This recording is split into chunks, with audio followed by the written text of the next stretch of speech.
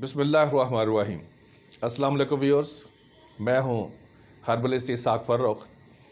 آج میں آپ کے لیے جو ویڈیو بنا رہا ہوں وہ اکثر لوگوں کو ایک پرابلم ہوتی ہے کہ ان کے سینے پر بلغم جمی ہوئی ہوتی ہے، کہ وہ ان کو بہت زیادہ پرابلم ہوتی ہے، بلغم نکلتی نہیں ہے اور وہ بہت تنگ ہوتے ہیں، کھانستے رہتے ہیں اور بلغم نہیں نکلتی ہے۔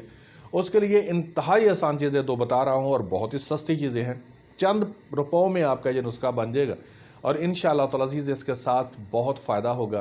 زرد رنگ کی اگر بلغم جمی ہوئی ہے، کھانستے ہیں اور بلغم آتی ہے لیکن وہ نکلتی نہیں ہے، بہت زیادہ کھانسی آتی ہے ان کو، تو ان کے لیے یہ بہت ہی فائدہ مند ثابت ہوگی۔ معمولی دو چیزیں، سوہاگا سفید اور پھٹکڑی سفید، ٹھیک ہے جی۔ پھٹکڑی سرخ بھی ہوتی ہے لیکن آپ نے یہاں پر سوہاگا سفید اور پھٹکڑی سفید، یہ دونوں آپ نے برابر مقدار میں لینی ہے، پیس لینی ہے۔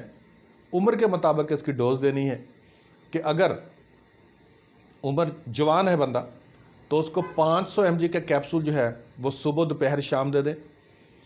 بعض اوقات اس کے ساتھ مریض کو گھبراہٹ ہوتی ہے، ہلکی سی دل کی گھبراہٹ ہوتی ہے، تو اس کو آپ مقدار کم کر لیجئے گا۔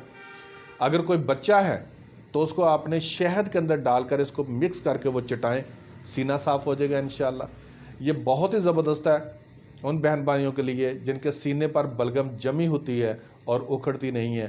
عمومی الفاظ یہی کہتے ہیں آ کر کہ ڈاکٹر صاحب بلغم جمی ہوئی ہے لیکن اکھڑتی نہیں ہے، کھانستے رہتے ہیں، تو ان کے لیے میری طرف سے تحفہ ہے، بنائیں اور استعمال کریں۔ سوہاگا سفید اور پھٹکڑی سفید برابر مقدار میں۔ اب ڈوز جو ہے آپ نے خود دیکھنی ہے کہ اگر مریض زیادہ کمزور ہے تو اس کی کم مقدار کر لیں، 500 سے بھی کم کر لیں۔ اگر کوئی تھوڑا سا طاقتور ہے تو 500 mg دی سکتی ہے، ورنہ 250 mg دیتے رہیں، تو انشاءاللہ تعالی عزیز بلغم نکل جائے گی۔